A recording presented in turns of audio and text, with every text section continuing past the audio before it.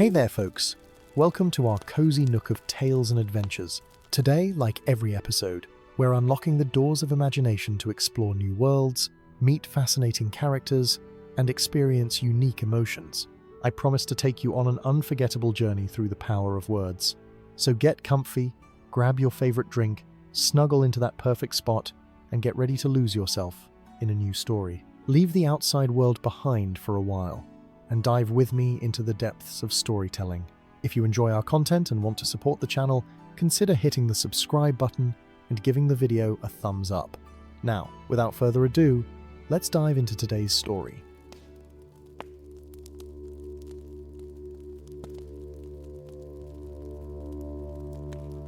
In the days before the great adventures that would shake Middle-earth to its very foundations, when the Shire was yet untouched by the shadow of war, and the ring of power was but a whisper in forgotten corners, there lived in Hobbiton a peculiar family, known throughout the Four Farthings for their extraordinary luck. The Goodbodies they were called, and their fortunes were so remarkable that other hobbits would touch the hems of their garments as they passed, hoping some measure of that blessed fortune might rub off upon them. At the head of this family stood old Merimac Goodbody, a hobbit of considerable years whose white hair crowned his head like fresh snow upon the hilltops. His face was weathered and kind, marked by laugh lines that spoke of decades spent in joy and contentment. Merimac lived in a grand smile on the gentle slopes overlooking the Bywater Pool, a home so fine that its round green door was painted, not the usual green but a lustrous gold that caught the sunlight and seemed to glow with its own inner warmth. The Goodbody fortune had begun, so the tales were told. 7 generations passed when Merimac's ancestor Fastard Goodbody had found a chest of silver buried beneath an old oak tree while digging his garden. From that day forward, every Goodbody who drew breath seemed touched by Providence itself. Their crops never failed when others withered. Their cellars remained full when famine struck the neighbouring villages. Their children grew strong and healthy, while illness passed them by as water flows around stone. But fortunes, as any wise hobbit knows, can change as swiftly as weather in the Shire. For all their blessed luck, the Goodbodies had one weakness that ran through their line like a crack in fine china, and that weakness was pride. They had come to believe in their comfortable prosperity, that good fortune was their birthright rather than a gift, and they looked down upon those less fortunate with barely concealed disdain. It was on a crisp autumn morning, when the leaves of the party tree were turning gold and russet, that the first sign of change came to the Goodbody family. Merimac had risen early, as was his habit, and gone to check his famous apple orchard, the pride of all Hobbiton. These were no ordinary apple trees, for they bore fruit so perfect and sweet that the mayor himself paid handsomely for the privilege of serving them at his table. The trees had never failed in living memory, producing bushels upon bushels of flawless red and golden apples that seemed to capture sunlight in their glossy skins. But on this particular morning, Merimac stopped short at the edge of his orchard, his pipe falling from his slack jaw to land forgotten in the grass. Every single tree stood bare. Not a leaf remained on their branches, and more troubling still, not a single apple hung where thousands should have clustered. The ground beneath the trees was empty of fallen fruit. It was as though the harvest had simply vanished in the night, plucked away by invisible hands. Merimac stumbled backward, his face pale as milk, and rushed back to his smile calling for his son Morrow. The younger Goodbody, a stout hobbit with his father's white hair but none of his usual cheer, hurried out to see what caused such commotion. Together they stood at the orchard's edge, staring at the naked trees in bewildered silence. Word spread quickly through Hobbiton, as word always does in small communities. By mid-morning, a crowd of curious hobbits had gathered at a respectful distance from the Goodbody property, whispering among themselves and shaking their heads. Some expressed sympathy, but others, remembering the Goodbody's pride and their dismissive treatment of less fortunate folk, wondered aloud if perhaps this was the beginning of a reckoning. Old Holman Cotton, who had farmed the neighbouring land for 60 years, approached Merimac with caution. Holman was a bent hobbit, his back curved from years of labour, and his hands were gnarled as tree roots. He had asked Merimac for a loan just 3 months prior when his own crop failed, and Merimac had refused him curtly, saying that those who could not manage their own affairs deserved their misfortune. "Pardon me, Merimac," Holman said carefully, his voice dry as autumn leaves, but I seem to recall you saying not long ago that fortune favors the worthy. Perhaps you might want to reconsider what makes a hobbit worthy of good fortune." Merimac's face flushed red, and he opened his mouth to deliver a sharp retort, but before he could speak, a sound reached their ears that made every hobbit present fall silent. It was a voice, thin and high and strange, singing from somewhere within the bare orchard. The melody was ancient and haunting, and though the words were in a tongue none present could understand fully, the meaning seemed to seep into their minds like water through sand. The gathered hobbits watched as a figure emerged from between the skeletal trees.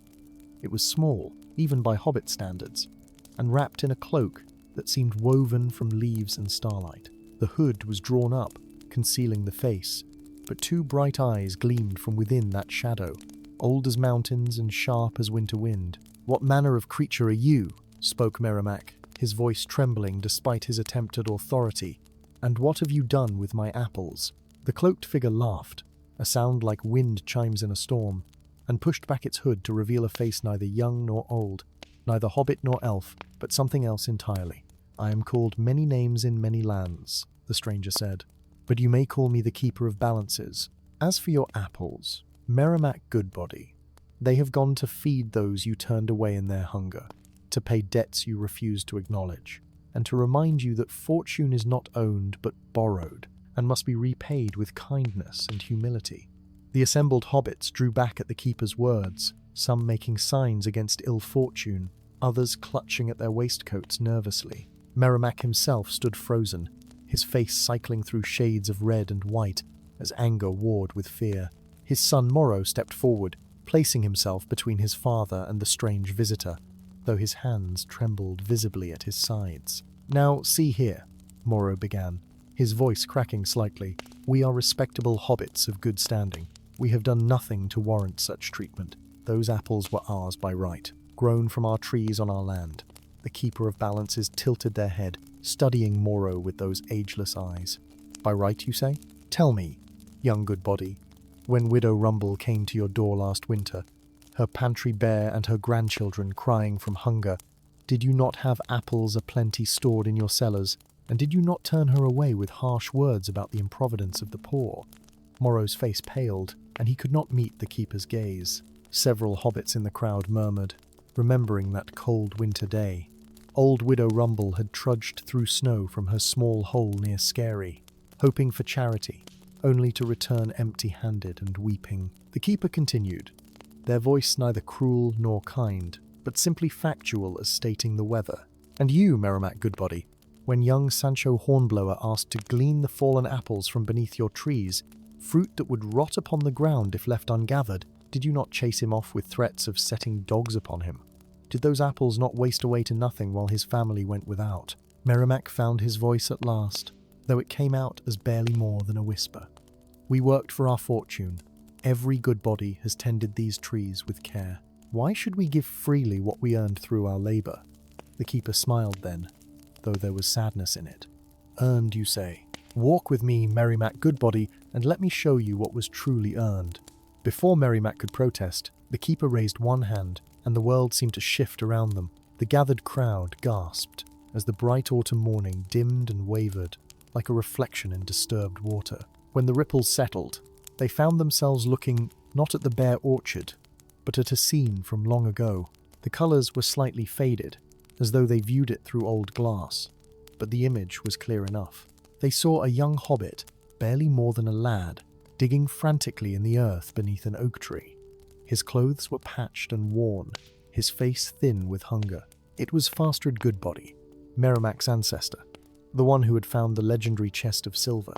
But now they saw what the old stories had left out. As Fastred unearthed the chest, another figure appeared, an old hobbit woman, bent with age and leaning heavily on a stick.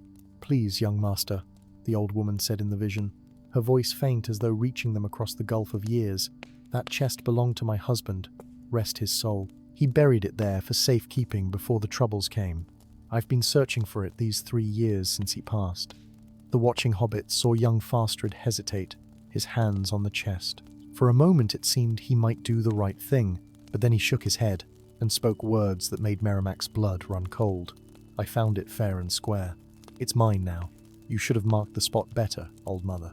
And with that, Fastard had loaded the chest onto his cart and hurried away, leaving the old woman weeping beside the violated oak tree. The vision faded, and they were back in the autumn morning, but the crowd of hobbits now looked at Merimac with very different eyes. The foundation of the Goodbody fortune, it seemed, had been built upon another's loss and an ancestor's greed. "That is not the only debt your family owes," the keeper said softly. "Shall I show you more? There was the miller whose water rights your great-grandfather seized through trickery, the carpenter whose designs your grandfather claimed as his own, the farmer whose land your father bought for a pittance when hard times struck. Your fortune, Merimac Goodbody, has been built stone by stone upon the misfortunes of others." Merimac sank to his knees in the grass, all his pride crumbling like dry bread. "I did not know," he whispered. "The old stories never told us. We thought our luck was a blessing, a reward for our virtue." "Ignorance does not erase debts," the keeper replied, "but neither does it condemn forever. You have a choice before you now, Merimac Goodbody. You can cling to your wealth and your pride, watching as your fortune crumbles piece by piece until nothing remains but bitter memories. Or you can begin to repay what has been taken, to balance the scales that have tipped so heavily in your favor." Merimac looked up, tears streaming down his weathered face. "How? How can I repay debts accrued over 7 generations? Those who are wronged are long dead and buried in the earth." The keeper's expression softened slightly. "The dead are beyond your reach, true enough, but their descendants remain. The children of those your family wronged still struggle in poverty while you live in comfort. Begin there. Share what you have. Open your doors and your heart. Let kindness flow from your house as freely as cruelty once did." Morrow stepped forward, placing a hand on his father's shoulder. "We will do it," he said firmly. "Whatever is needed, whatever can be made right, we will see it done." His voice grew stronger as he spoke, as though saying the words aloud gave him courage. "Father, we have more than we need. We always have. It is past time we remembered that fortune is meant to be shared, not hoarded." The keeper of balances nodded slowly, and for the first time, something like approval crossed their strange face. "Then let it begin this very day. Go to those you have wronged, make amends where you can, and remember, always, that the Shire's strength lies not in the wealth of individuals, but in the bonds between neighbours and the compassion that flows between kin and stranger alike." The crowd of hobbits who had gathered to witness the Goodbody misfortune now found themselves witnesses to something far more remarkable. As the keeper of balances began to fade like morning mist beneath the rising sun, Merimac struggled to his feet, brushing dirt from his knees with shaking hands. The assembled folk watched in silence, unsure whether to offer comfort or condemnation, sympathy or satisfaction. It was young Marigold Burrows who broke the spell. She was only 12 years old, the daughter of a poor farming family who lived in a cramped hole near the water, and she had come with her mother to see what all the fuss was about. Now she stepped forward, her small hand reaching out to touch Merimac's sleeve with a gentleness that seemed to pierce his heart more deeply than any harsh word could have done. "Mr. Goodbody," she said softly, her voice clear as a bell in the morning air. "My Da always said you were the richest hobbit in all the Shire. But he also said the richest hobbits were those who knew how to share their bread. Maybe now you can be both kinds of rich." The simple wisdom of the child's words struck Merimac like a physical blow. He looked down at her earnest face, saw the patches on her dress and the worn state of her shoes, and something inside him cracked open.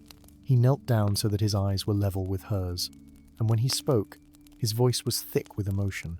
"You are wiser than I have been in all my long years, young lass, and you are right. Today, if your mother permits, I would be honoured if you and your family would share elevenses with us at my table. We have much food in our pantry, and it seems a crime to let it sit there when there are empty bellies in the Shire." Marigold's mother, a tired-looking hobbit woman with calloused hands and worry lines etched deep around her eyes, stepped forward hesitantly. "That is very kind of you, Master Goodbody, but we would not want to impose. We came only out of curiosity, not seeking charity." Merimac stood, squaring his shoulders as though preparing to face a great challenge. "It is not charity I offer, but recompense." The keeper spoke truly. "My family's fortune has been built on foundations that should shame us all. The least I can do is begin making amends. Please, I insist. And not just your family. He raised his voice so that all gathered could hear. "All of you, every hobbit here, come to my door at noon. There will be food enough for everyone, and if there is not, then we shall send to the markets and buy more until all are satisfied." A murmur rippled through the crowd, a mixture of surprise and skepticism. Old Holman Cotton, who had been wronged by Merimac's refusal of a loan, spoke up from the back. "Fine words, Merimac Goodbody, but words are cheap as dirt. Will you still feel so generous tomorrow and the day after that? Or will this be a single grand gesture to salve your conscience before returning to your old ways?" It was a fair question, and Merimac knew it. He looked at his son Morrow, who nodded encouragingly, and then back to the assembled crowd. "I cannot promise to be perfect," he said honestly. "Old habits die hard, and I have been prideful and selfish for more years than I care to count. But I give you my word, before all these witnesses, and before whatever powers watch over the Shire, that I will try. Every day I will try to be better than I was the day before. And if I fail, I give you all leave to remind me of this moment and this promise."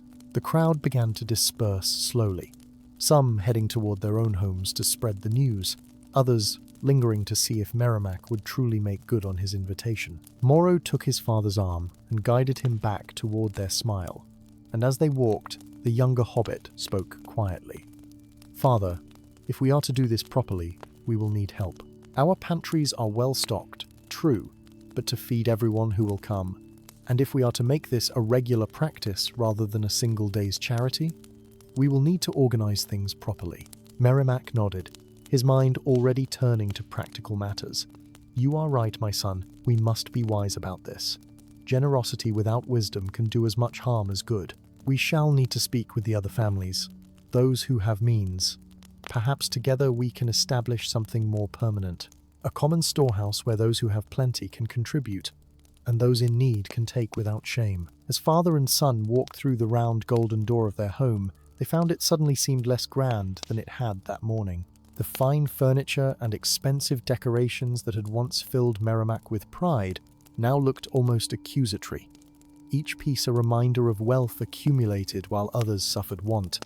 The portrait of Fastred Goodbody hanging in the hall seemed to stare down at him with reproachful eyes.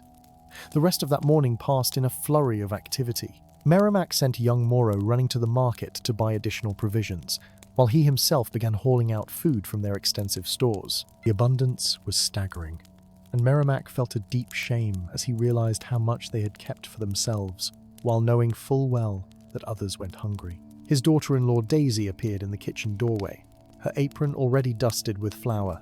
"I have started baking bread," she said, "and there are pies in the oven. But Father Merimac, we will need help if we are to prepare enough food for the crowd that will surely come. Word has already spread through Hobbiton like wildfire, and I fear our small kitchen will not be sufficient."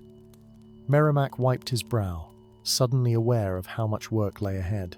"Then we must ask our neighbours to help," he said. "Those who are willing to lend their hands in the preparation, they too shall eat at our table. Let no one who aids us go home hungry or unrewarded for their labour."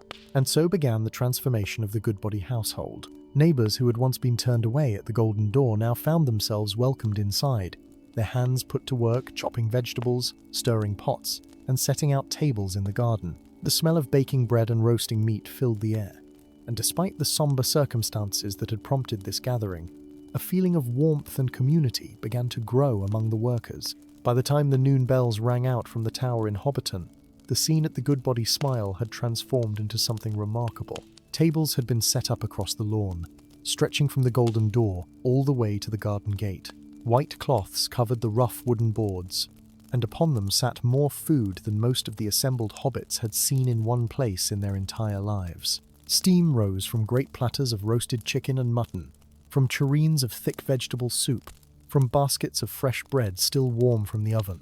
Hobbits came from all corners of Hobbiton and beyond. Some arrived hesitantly, unsure if the invitation was genuine or if they would be turned away at the last moment. Others came with the boldness of those who had nothing left to lose. There were farmers with dirt still under their fingernails, washerwomen with red and chapped hands, labourers whose backs were bent from years of hard work. Children ran between the tables, their eyes wide with wonder at the abundance before them. Merimac stood at the head of the longest table, Morrow at his side, and raised his hands to quiet the growing crowd. His heart hammered in his chest, and for a moment he thought he might lose his courage entirely. But then he saw young Marigold Burrows standing near the front, her eyes encouraging, and he found his voice. "Friends and neighbors," he began, and his voice carried across the lawn with surprising strength. "I have called you here today not to boast of my wealth, or to make a show of false generosity. I have called you here to begin making amends for wrongs both recent and ancient. The Keeper of Balances showed me truths this morning that I had been blind to for all my years. The fortune my family has enjoyed was built upon the misfortunes of others, and it is past time we acknowledged that debt." The crowd fell silent, every eye upon him. Some faces showed skepticism, others curiosity, and a few bore expressions of cautious hope. Merimac continued, his voice growing steadier with each word. "I cannot undo the past. I cannot restore what was taken from your grandparents and their grandparents, but I can begin to balance the scales in the present. From this day forward, the Goodbody household will no longer be a fortress of wealth shut off from the community. Our doors will be open. Our stores will be shared. And I invite any among you who have grievances against my family to come forward, that we might discuss how to make things right." A weathered old hobbit stepped forward from the crowd. It was Rufus Banks, whose family had once owned the mill until Merimac's great-grandfather had claimed it through what many whispered was legal trickery. His voice was rough as gravel when he spoke. "Pretty words, Goodbody, but my family lost everything when yours took our mill. Can your fine feast bring back my father's good name? Can it restore the trade we lost, the home we had to abandon? My children grew up in poverty because of what your blood did to mine," the crowd murmured, some in agreement, others in discomfort at such direct confrontation. Merimac did not flinch. He looked Rufus Banks in the eye and nodded slowly. "You speak truth, and I do not diminish your family's suffering. I cannot restore what was lost generations ago, but I can offer this. The mill still stands, does it not? And it still produces income for my family. From this day forward, half of all profits from that mill shall go to the Banks family. It will not erase the wrong, but perhaps it can ease the present burden." Rufus Banks stared at him in shock, his mouth working soundlessly. Around them, the crowd erupted in whispers. This was more than anyone had expected. To give up such a significant source of income, and to do so publicly where the promise could not be easily forgotten, was no small thing. But Merimac was not finished. He turned to face the crowd fully, his shoulders squared despite the trembling in his hands. "Any family who can show they were wronged by the Goodbodies, come to me in the days ahead. We will discuss what can be done. I make no promises except this. I will listen, and I will try to make things right to the best of my ability." Old Holman Cotton spoke up again, his voice softer than before. "And what of the future, Merimac? What happens when the memory of this day fades, when old habits return? Will you remember this promise when times are hard?" Merimac thought carefully before answering. He knew that Holman's concern was justified. How many times had he seen hobbits make grand promises in the heat of emotion, only to forget them when circumstances changed? "I will not lie to you and claim I will never falter," Merimac said at last. "But I propose this. Let us form a council, representatives from each district of Hobbiton. They will meet regularly to discuss the needs of the community and how those with means might help. Let them also hold me accountable to my promises. If I begin to slip back into my old ways, they will have the authority to remind me, publicly if necessary, of this day and these vows." Morrow stepped forward then, adding his own voice to his father's, "And I pledge the same. When my father passes and I inherit the Goodbody holdings, I will honor these commitments. This is not a single day's charity, but a change in how our family will live from this day forward." The mood of the crowd began to shift. Skepticism gave way to cautious optimism. One by one, hobbits began to take their seats at the tables, no longer as uncertain supplicants but as welcomed guests. The sound of conversation grew, rising like the buzzing of bees in a summer garden. Children laughed as they reached for bread and butter. Elders nodded to one another, hope kindling in eyes that had long been dimmed by hardship. As the meal progressed, something magical happened. Barriers that had stood for generations began to crumble. Hobbits who had never spoken to the Goodbodies except in the most formal circumstances found themselves sharing stories and jokes with Merimac and Moro. Those who had envied the family's wealth now saw them not as distant figures of privilege, but as neighbours who had, at last, remembered their place in the community. Marigold said thoughtfully, swinging her legs beneath the table. "Do you think the Keeper of Balances will bring your apples back now that you are being kind?" Merimac paused, a forkful of potato halfway to his mouth. He had not thought about the apples since the feast began, so consumed had he been with the work of reconciliation. Now the question brought him up short. He set down his fork and looked at the child seriously, treating her query with the respect it deserved. "I do not know, little one," he answered honestly. "Perhaps the Keeper will, or perhaps the apples are gone forever. But I have learned something important today. Those apples were never truly mine to begin with. They were gifts, and I treated them as possessions to be hoarded. If they never return, then I shall count it a fair trade for the lesson I have learned and the friendships I hope to build." Marigold nodded, as though this made perfect sense to her young mind, then returned her attention to the feast before her. But her question planted a seed of worry in Merimac's heart. What if his newfound generosity was just another form of bargaining, a transaction meant to restore his fortune rather than a genuine change of heart? The thought troubled him deeply as the afternoon wore on. As the sun began its descent toward the western hills and the feast drew to a close, hobbits rose from the tables with full bellies and lighter hearts. Many stopped to thank Merimac personally, some with tears in their eyes, others with firm handshakes and promises to attend the first meeting of the new community council.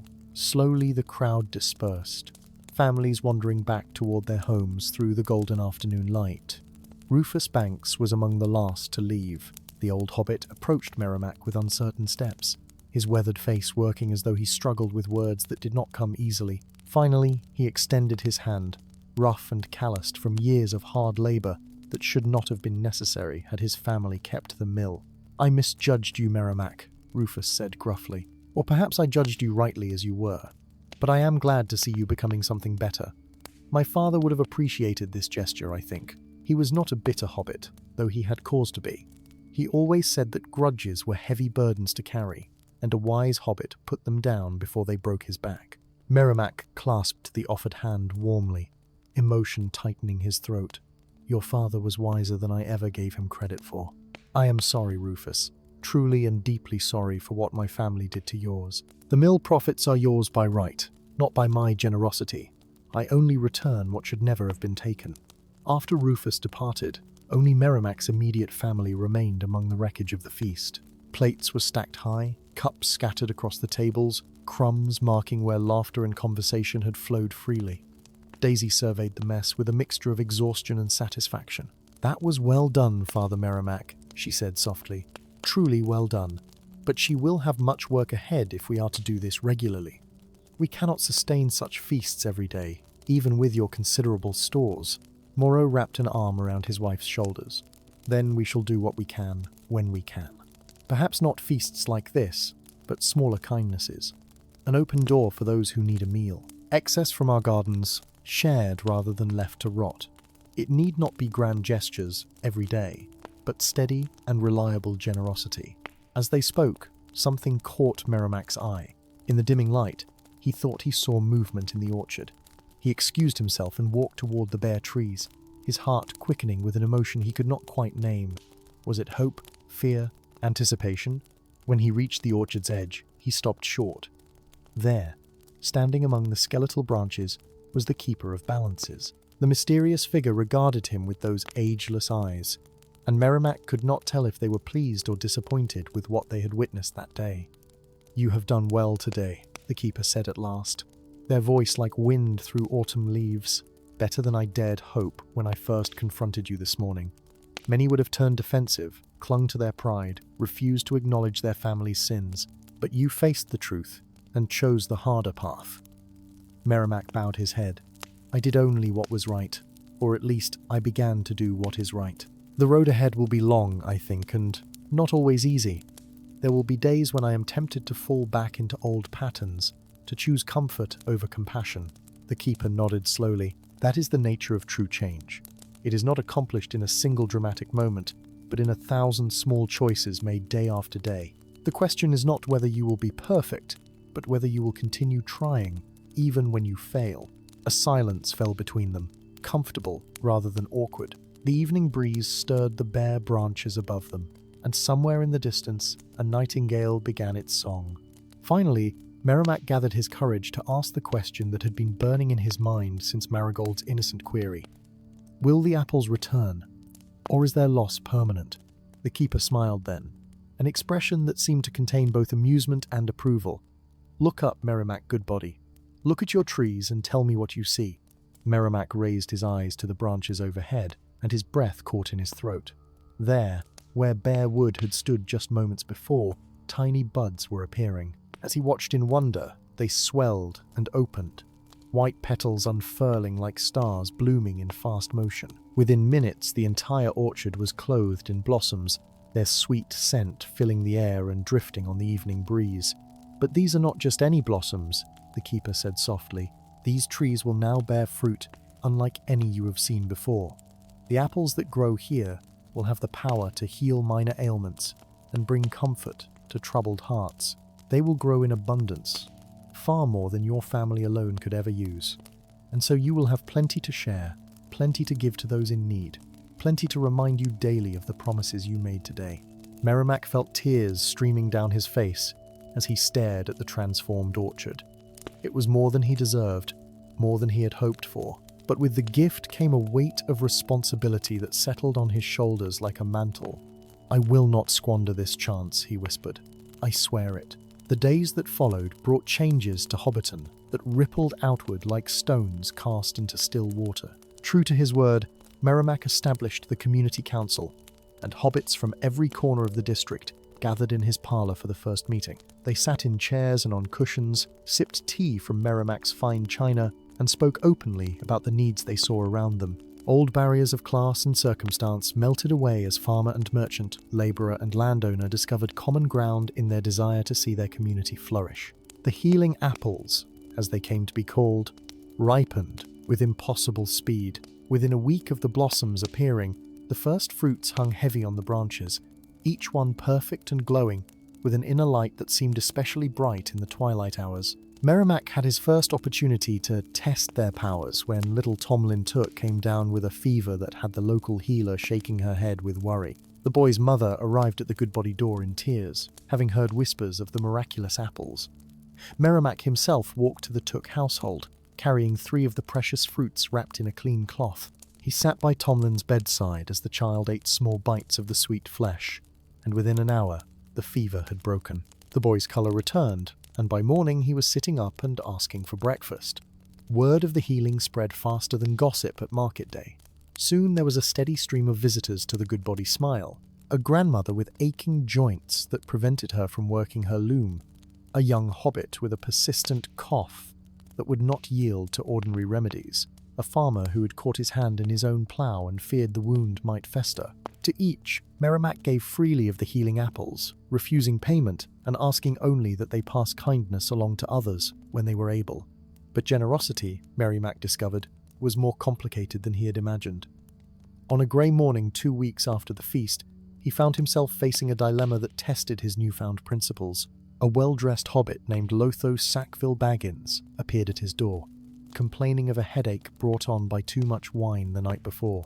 The fellow reeked of pipeweed and prosperity, his waistcoat straining over a belly that spoke of many fine meals. I have heard of your miraculous apples, Lotho said, picking at his teeth with a gold toothpick. I should like a dozen of them. One can never have too much of a good thing, eh? And I am prepared to pay handsomely for the privilege. Merimac felt his old instincts stirring. Here was wealth being offered freely, and refusing it seemed almost foolish. But then he remembered the keeper's words about true change requiring 1,000 small choices. He looked at Lotho's expensive rings and well-fed face, and he thought of the children he had seen that morning playing in patched clothes, their cheeks still hollow from chronic hunger. I am sorry, Lotho, but the healing apples are not for sale. They are given freely to those in genuine need. Your headache, I think, will pass on its own with time and perhaps less indulgence in wine. There are others whose needs are more pressing. Lotho's face purpled with indignation. He sputtered and protested, threatened to speak ill of Merimac to the mayor, and finally stomped off, muttering about ingratitude and presumption. As Merimac watched him go, Morrow appeared at his elbow. "That was well done, father, though I fear you have made an enemy there." Merimac sighed heavily. "Perhaps, but the keeper said I must choose compassion over comfort, and I think that includes the discomfort of others' displeasure. If I give healing to the wealthy out of fear of their anger, then I have learned nothing at all." The test came again and again in different forms. A merchant offered to trade rare spices for healing apples, treasures that would have delighted Merimac in his old life. A distant cousin hinted that a generous gift of apples might ensure Merimac's name was mentioned favourably in certain influential circles. Each time, Merimac had to weigh his decision carefully, separating genuine need from simple want, resisting the subtle pressures that would have turned his gift into just another form of commerce. It was harder than he had expected. The old habits of acquisition and accumulation ran deep in his bones, whispering seductive arguments in the quiet hours of the night. Would it not be wise to build up stores against future scarcity? Was it not foolish to give away such valuable things without securing his family's position? What if hard times came and he had squandered his resources on the undeserving?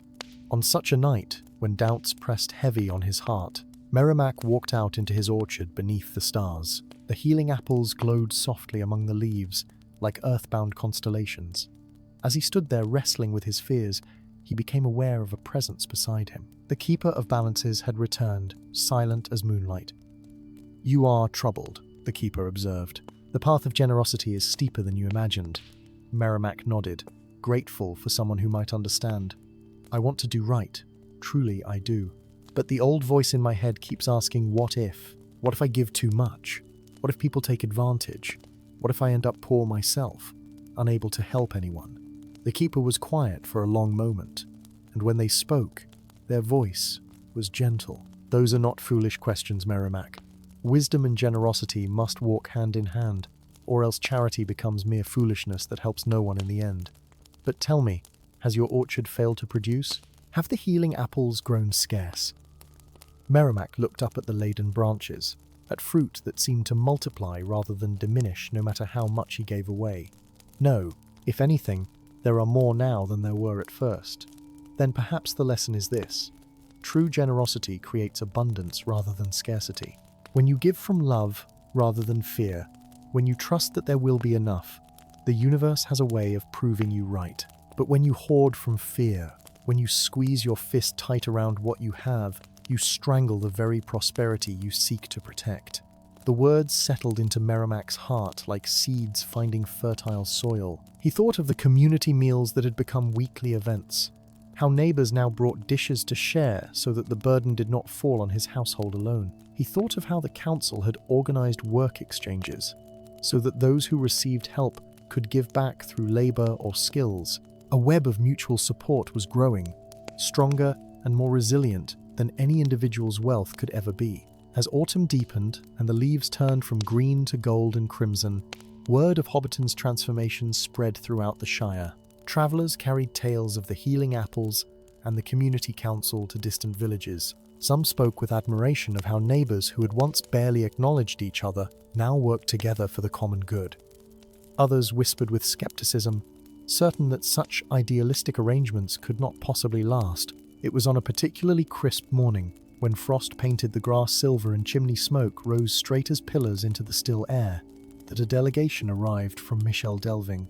They came in a fine cart pulled by a sturdy pony, and at their head was none other than the mayor himself, Will Whitfoot, a hobbit of considerable girth and even more considerable self-importance. With him came several members of the Shire's most prominent families, all dressed in their finest clothes, and wearing expressions of mixed curiosity and disapproval. Merimac received them in his parlour, which had once been a showplace of wealth, and now served as the regular meeting place for the community council. The contrast was not lost on the visitors, who noted with raised eyebrows the simple furnishings and the worn patches on the rug where many feet had trod. "Master Goodbody," the mayor began, settling himself into the best chair with some difficulty. "We have heard remarkable tales about the goings-on in Hobbiton. Tales of magical apples and radical redistribution of wealth. Tales of community councils that make decisions without proper authority. As mayor of the Shire, I felt it my duty to investigate these matters personally."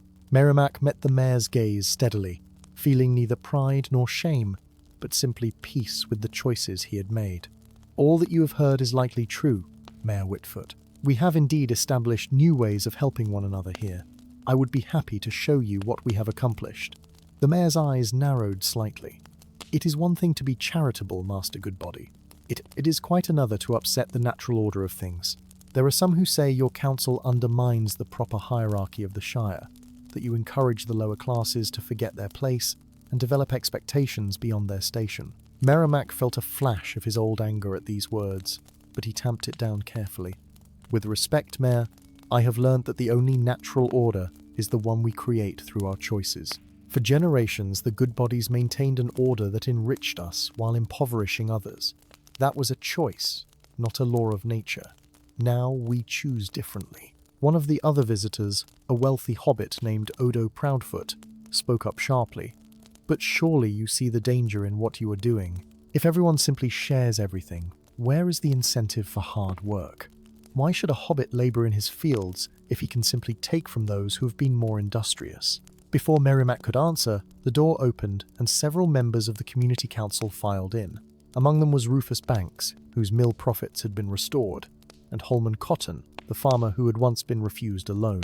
Young Marigold Burrows was there too, for the council had decided that even children should have a voice in matters that affected the whole community. Holman Cotton addressed Odo Proudfoot directly, his weathered face grave, but his voice respectful.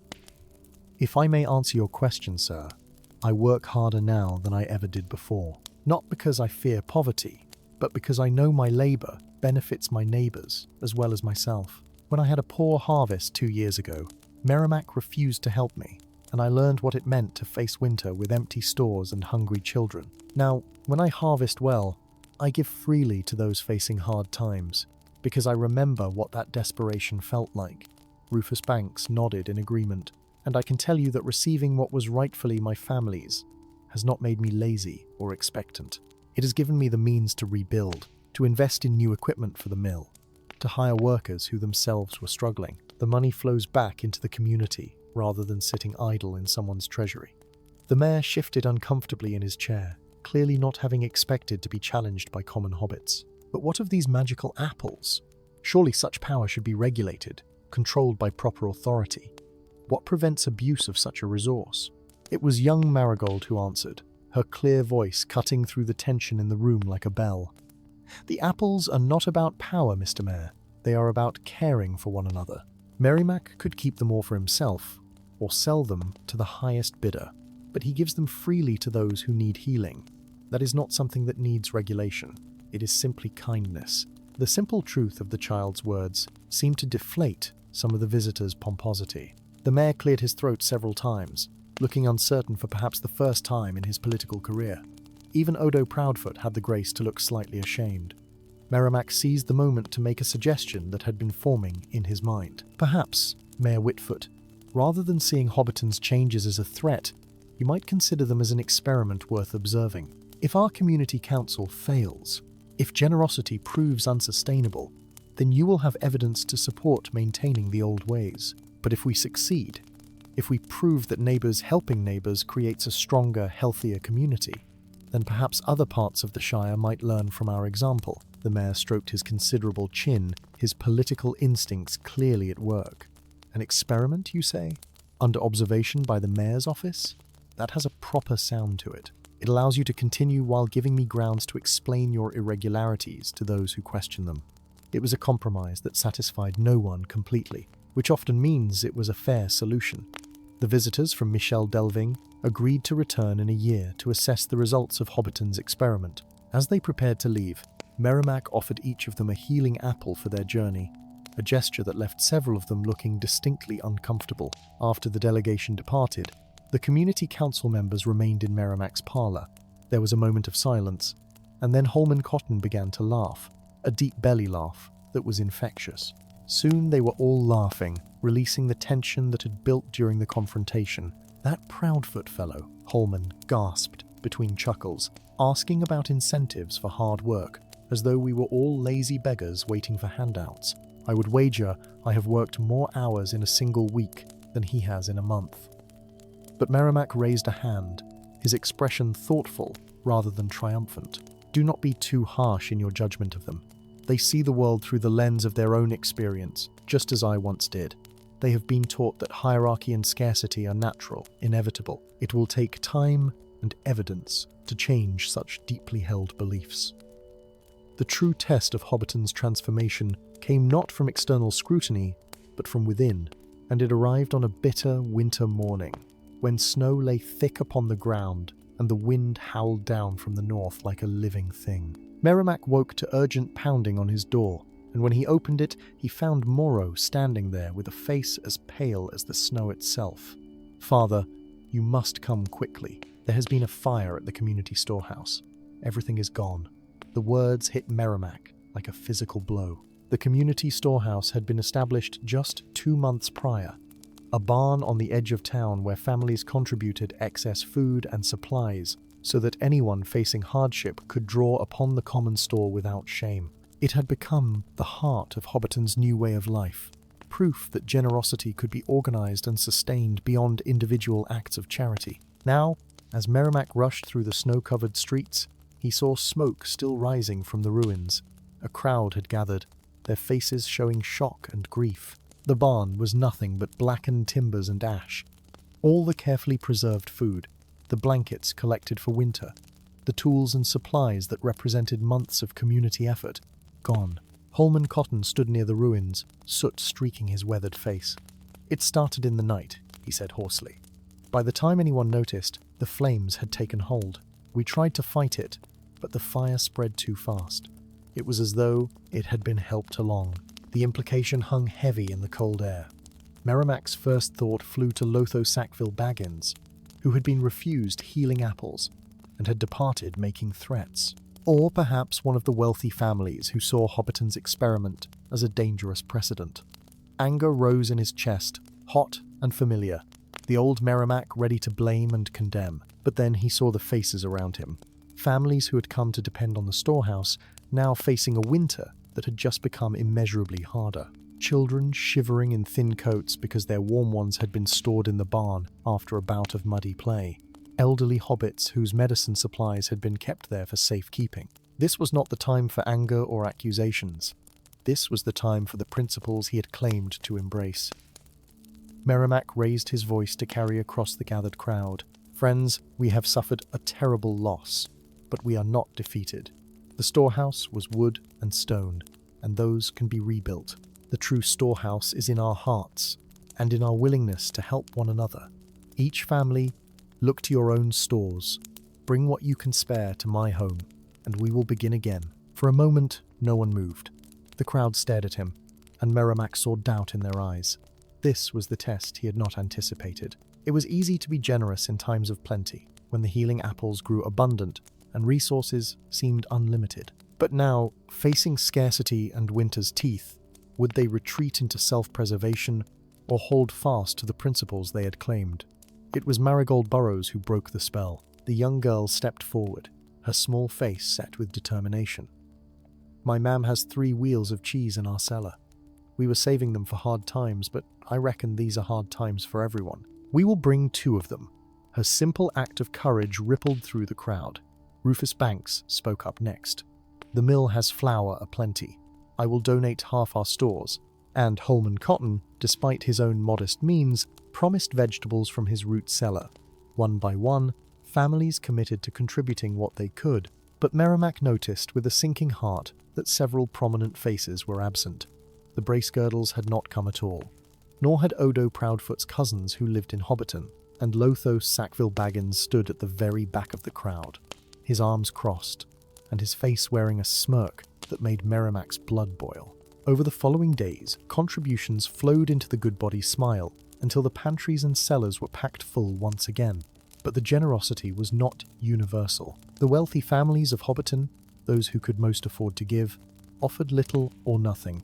They watched from their comfortable holes as their less prosperous neighbours gave until it hurt, and their silence was louder than any words of condemnation. The division in the community cut Merimac deeply. He had hoped that the spirit of cooperation would spread naturally, that others would see the joy that came from mutual support and wish to join in. Instead, A clear line had formed between those who embraced the new way and those who clung to the old patterns of accumulation and self-interest. It was Moro who brought him the news that made everything worse. "Father, I have been asking questions about the fire. Quietly, you understand, not wanting to spread accusations without proof. But several people saw someone near the storehouse that night, a figure in a fine cloak, moving quickly away just before the flames were spotted." Merimac's jaw clenched. Did anyone recognize this figure? Moro hesitated, clearly uncomfortable. The descriptions match Lotho Sackville Baggins. "But father, we have no proof. And if we accuse him without certainty, we will divide the community even further." It was perhaps the hardest decision Merimac had ever faced. Every instinct screamed for justice, for confrontation, for calling out the person who had likely destroyed the community's hard-won store. But he thought of the keeper of balances, and the lessons about true change requiring 1,000 small choices. He thought of how revenge and recrimination had poisoned his family's relationships for generations. "We will do nothing," he said at last, the words tasting like ash in his mouth. "If Lotho is responsible, his own conscience will be his judge. We will focus on rebuilding, on proving that our community is stronger than any single act of sabotage." But privately, Merimac struggled with doubt. Late at night, when the house was quiet and the fire burned low, he questioned whether his forbearance was truly wisdom or merely weakness. The keeper had said that generosity and wisdom must walk hand in hand, but where was the wisdom in allowing wrongdoing to go unpunished? Where was the justice in watching the wealthy benefit from the sacrifices of the poor? His turmoil must have shown on his face, for Daisy found him one such night staring into the flames. She sat beside him in silence for a long while before speaking. "You are wondering if you made the right choice," she said softly. "About Lotho, about letting it go." Merimac nodded wearily. "I am trying to be better than I was, but sometimes I wonder if being better simply means being walked upon. If generosity without boundaries is just foolishness dressed in noble clothes." Daisy took his hand in hers. "Perhaps the measure of true change is not whether we never feel anger or doubt, but whether we act on those feelings or choose a different path despite them. You are angry at Lotho, and rightly so, but you have chosen not to let that anger poison the community you are trying to build. That takes more strength than vengeance ever could." Winter deepened its grip on the Shire, and the weeks following the fire were hard ones. The temporary stores in Merimac's smile helped, but they could not replace everything that had been lost. Families made do with less, stretching meals further, wearing patched clothes a bit longer, burning fires a bit smaller to conserve wood. Through it all, the community held together, bound by something stronger than the material goods they had lost. But Lotho Sackville Baggins seemed to prosper.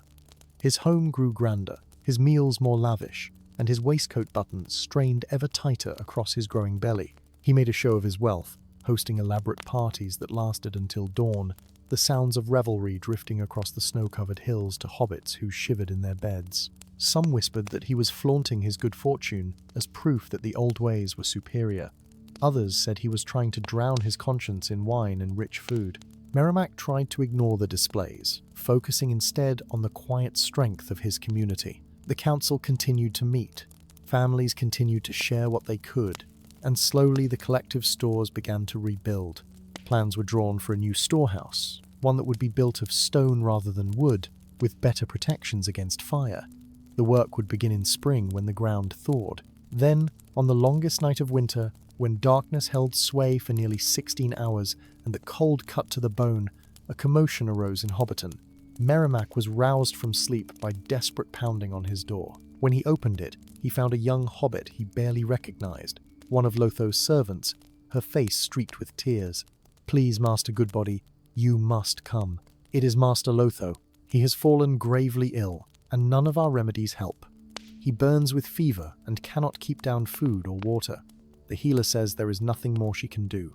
Merimac stood in the doorway, the cold wind whipping around him, and felt the weight of the moment settle on his shoulders. Here was the person who had likely destroyed the community storehouse, who had mocked their efforts at building a better society, who had grown fat on selfishness while others suffered. And now that person needed help, needed the very healing apples that he had demanded but been refused months ago. Moro appeared behind his father, having heard the servant's plea. "The choice is yours, father," he said quietly. "No one would blame you if you refused. He has earned nothing from us." But young Marigold was there too, having come to the Goodbody home for her regular morning lessons in reading. She looked up at Merimac with those clear, honest eyes that had first sparked his transformation. "If you only help people who deserve it, is it really kindness?" she asked simply. Merimac felt something shift inside him, the last remnants of his old self finally crumbling away. He went to the orchard, now stark and beautiful in its winter dormancy, and plucked 3 of the healing apples that glowed softly against the snow. Wrapping them carefully, he followed the servant through the frozen streets to Lotho's grand home. The interior was as lavish as rumoured, filled with expensive furnishings and decorations, but in a back bedroom, stripped of all pretense, Lotho lay shivering beneath heavy quilts. His face was grey, his lips cracked, and his breath came in shallow gasps. The healer sat beside him, looking exhausted and defeated. Merimac approached the bedside and sat down heavily. Lotho's eyes fluttered open, and recognition brought a complicated expression to his fevered face. Shame and hope and fear all mixed together. "I suppose you have come to gloat," Lotho whispered hoarsely, "to watch the mighty fall and feel vindicated in your righteousness." Merimac shook his head slowly. "I have come because you need help, and I have the means to provide it. Nothing more, nothing less." He took out one of the healing apples and began cutting it into small pieces, feeding them gently to the sick hobbit. As the apple's magic began to work, colour slowly returned to Lotho's face and his breathing eased.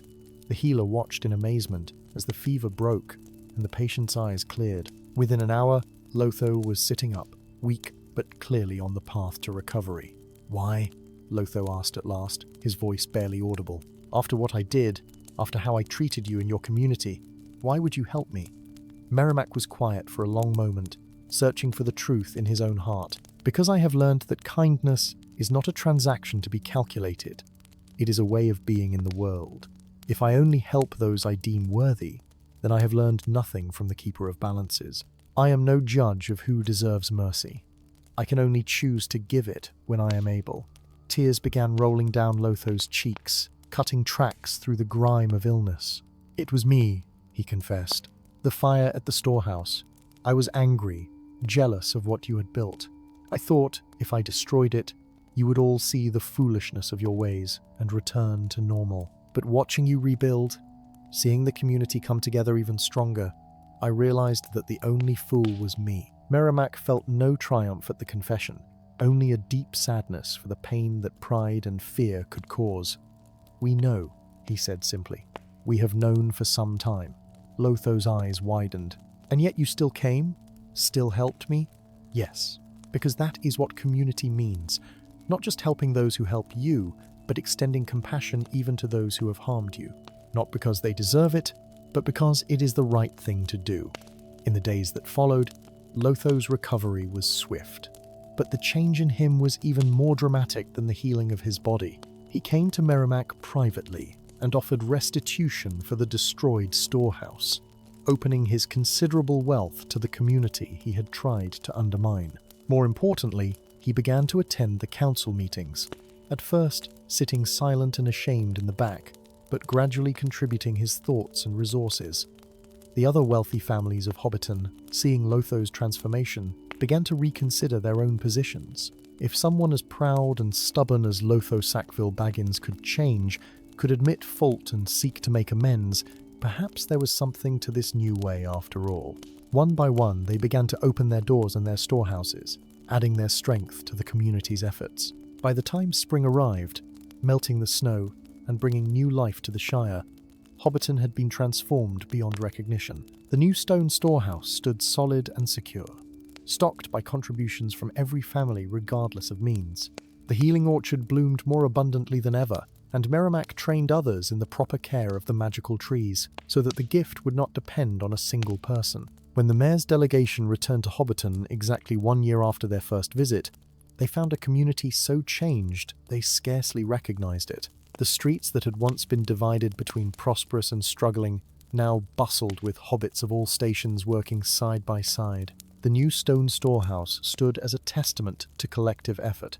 its walls bearing plaques with the names of every family who had contributed to its construction. Mayor Whitfoot walked through Hobbiton with an expression of wonder on his round face. He stopped at the weekly community meal, now held in a specially constructed pavilion near the party tree, and watched as hundreds of hobbits shared food and fellowship.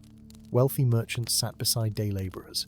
The Sackville Bagginses, once the most exclusive family in the district, served stew to elderly hobbits with their own hands. Merimac met the delegation at the storehouse, where the community council was conducting their regular business. The mayor noted that the council now included representatives from every economic class, from Lotho Sackville Baggins to young Marigold Burrows, who at 13 had become known for her wisdom beyond her years. Master Goodbody, the mayor began, clearing his throat with obvious discomfort. I must confess that I came here expecting to find your experiment in ruins. I thought that winter hardship would break your community's resolve, that scarcity would turn neighbour against neighbour, that the natural order would reassert itself. Instead, I find something I have never seen before in all my years governing the Shire. And what is that? Merimac asked gently. True prosperity, the mayor replied. Not the prosperity of overflowing treasuries and grand homes, though you still have those, but the prosperity of a community where no one fears hunger or cold, where children grow strong and elders live in dignity, where the wealth of individuals enriches everyone rather than dividing them. I see now that I mistook comfort for prosperity and accumulation for security. The mayor's admission caused a stir among his attendants, but he raised his hand for silence. I propose that we establish similar community councils throughout the Shire. Not by decree, for such things cannot be forced, but by example. Let Hobbiton be a model for others to study and, if they choose, to emulate. As spring turned to summer and summer to autumn, visitors came from all corners of the Shire to see Hobbiton's transformation. Some came as skeptics and left as converts. Others came hoping to find flaws they could point to as proof that the old ways were superior. But the evidence was undeniable.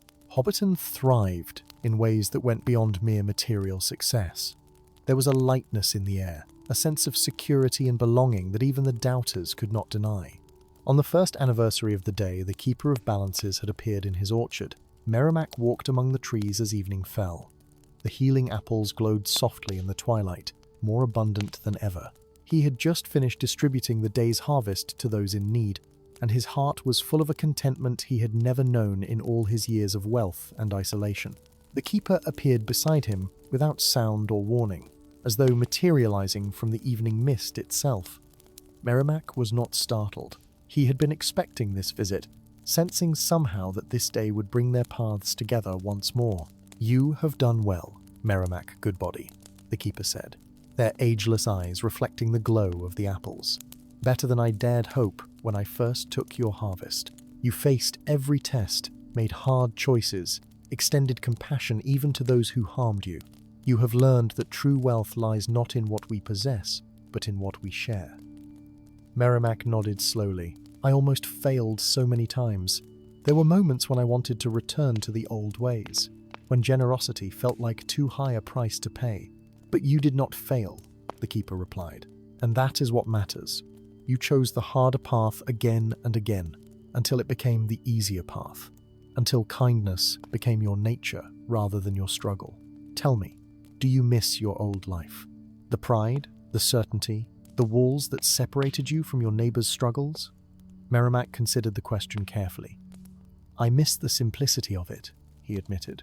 It was easier to live inside walls, to see only what I chose to see, but I would not trade what I have now for all the comfortable ignorance in the world. I know my neighbors now, truly know them. I know their struggles and their joys, their fears and their dreams. I am part of something larger than myself, and that is worth every moment of discomfort. The keeper smiled then, an expression of such warmth and approval that Merimac felt tears prick his eyes. Then my work here is complete. The healing orchard will remain, a reminder and a gift for as long as the Goodbody family remembers what they have learned. But know this, the true magic was never in the apples. It was in your choices, in your willingness to change, in the community you built together. As the keeper began to fade into the evening shadows, Merimac called out, one last question. Will I see you again? The keeper's voice came as if from a great distance. "You will see me in every act of kindness, in every hand extended in help, in every moment when compassion triumphs over selfishness. I am always there, for I am the balance itself, the eternal scales that weigh our choices and find their worth." And then they were gone, leaving Merimac alone in the orchard with the glowing apples and the songs of evening birds. He stood there for a long while, feeling the weight of the past year settle into memory, feeling the promise of all the years to come rising like dawn. When he finally turned back toward his home, he saw lights glowing in the windows of every hobbit hole across Hobbiton, not just in the grand smiles of the wealthy, but in the smallest burrows of the humblest families. All were lit against the gathering darkness. All were warm with fires, and love, and fellowship. The whole community was a constellation of lights, separate yet connected, each one shining brighter for the presence of all the others. Morrow met him at the door, and together they prepared for the evening meal. The table was laid for a dozen guests, neighbours who would share their food and their conversation, who would leave with full bellies and fuller hearts. This had become their daily ritual, and Merimac could no longer imagine living any other way. As the stars came out above the Shire and the night grew soft with cricket song, Merimac Goodbody sat among friends and family, surrounded by the wealth that truly mattered. And if sometimes, on quiet evenings when the wind whispered through the healing orchard, he thought he heard a voice like rustling leaves reminding him that balance was found not in taking but in giving, well, that was a secret he kept close to his heart. Thus ends the tale of Merimac Goodbody and the Keeper of Balances, a story told in hobbit holes throughout the Shire when the nights grow long, and hearts need reminding that true fortune lies not in what we keep for ourselves, but in what we share with others. May all who hear this tale carry its lesson in their hearts, and may they sleep well knowing that kindness, like the healing apples, multiplies when freely given.